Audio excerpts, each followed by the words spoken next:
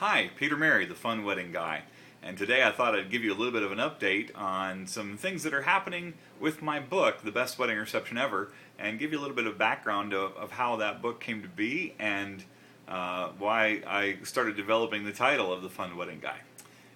I started learning in the late 90s that I was more effective when I would meet with wedding clients, especially if I would get a chance to actually meet with them in their home instead of just having a phone conversation, and that my sales always did so much better when I got that face-to-face appointment. And at the time, I was going to bridal shows, and I'd see a lot of brides in a very short amount of time, and I'd get a list of brides that I could follow up on and call to try to set appointments with. But it was always just a lot of work to try and follow up on all of them, and sometimes I'd call them 10 times waiting to hear a no, or waiting to hear we've already booked a DJ. And sometimes it'd be that 10th phone call that would result in them actually scheduling an appointment. And so I learned to be pretty relentless because I had to be.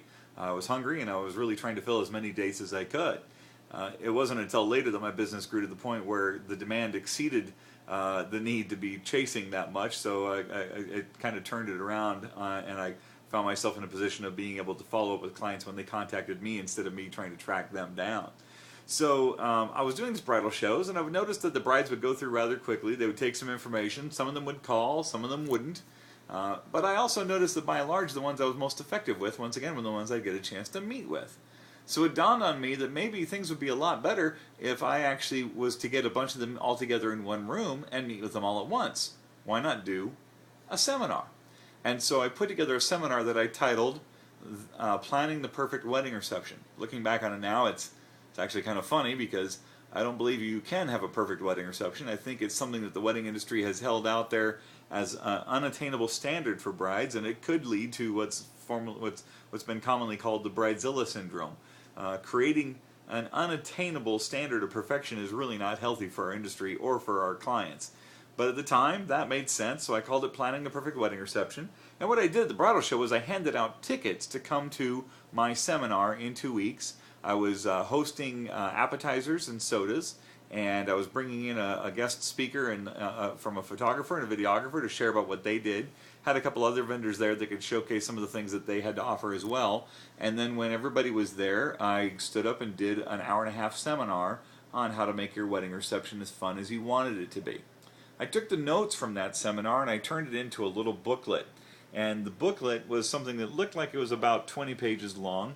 And as I thumbed through the ideas that were in the booklet, I realized that if I wrote more and continued to expand, maybe, just maybe, that could actually turn into a real book.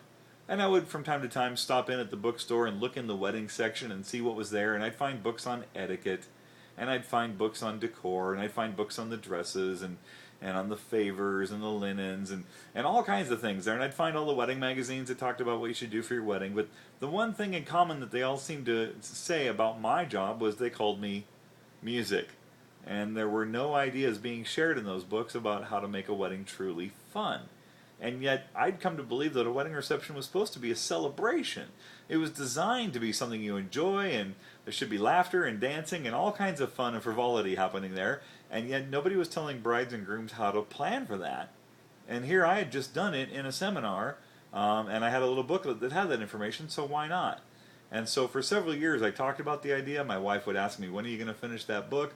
I'd work on it a little bit here and there, but I never really made much headway until June of 2006 when I took a class on writing and publishing your own book. And after taking that class, it gave me the details I needed to get to work and start actually getting it finished.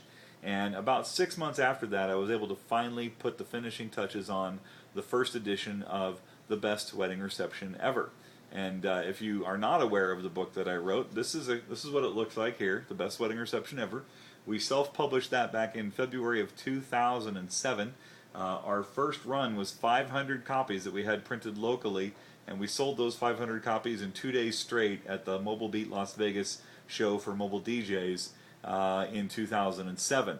Those sold out like hotcakes. It was amazing to watch. DJs were even buying them by the caseload to give out to their prospective brides and grooms. And so that got me really enthusiastic. We printed another 500 and then another 500, and then finally we decided it was time to go big, and we printed 10,000 of them. And I am down to my last 2 cases. And the reason I'm down to my last 2 cases and haven't printed more is because just about 9 months ago, I was contacted by a publisher after letting several publishers know what we'd been able to achieve with the book and that we've been able to move over 10,000 copies in just under 2.5 years at that point. And the publisher and I remained in contact and negotiated back and forth about what the book should be. And I'm happy to announce that in December I signed a contract with a publisher, and this October, The Best Wedding Reception Ever will be coming out in bookstores everywhere and in Canada. Up to this point, it's been on my website, thebestweddingreceptionever.com. It's been on Amazon.com, and it's been at my speaking engagements, and we still moved 10,000 copies in that short amount of time. So when it comes out in bookstores everywhere, and it's in bookstores in Canada as well, we've got a pretty strong feeling that it will do extremely well, and I'm going to do my part to get out there and promote it also.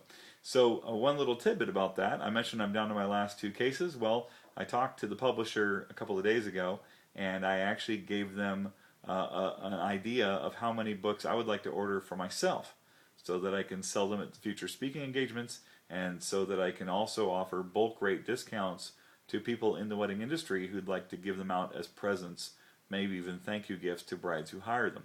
And they worked out a good deal for me, and I'm going to be able to pass out along information on how you, if you're in the wedding industry, can get this book in bulk to do just that in the next couple of weeks here. I'll be sharing details on exactly how that's going to work. The book will be available in bookstores in mid-October, but if you buy it in bulk from me direct, you may be able to get your books right at the end of September, and that'd be kind of cool. You'd be able to give your clients a sneak preview before it hits the bookstores. So pretty excited about that development. Also, the thing that's going to be very interesting is the cover of the book is going to change slightly. The cover pictures will be the same. They've rearranged it just a little, but the interior of the book, when I did it, was completely black and white, featuring over 100 photos from weddings I had done.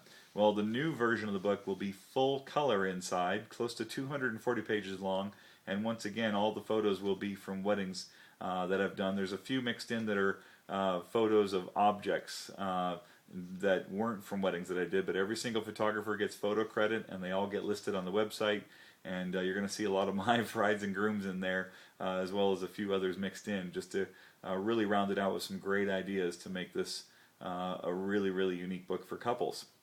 Now, the last third section of the book, when I originally wrote it, contained 140 creative ideas for how to make a wedding more fun.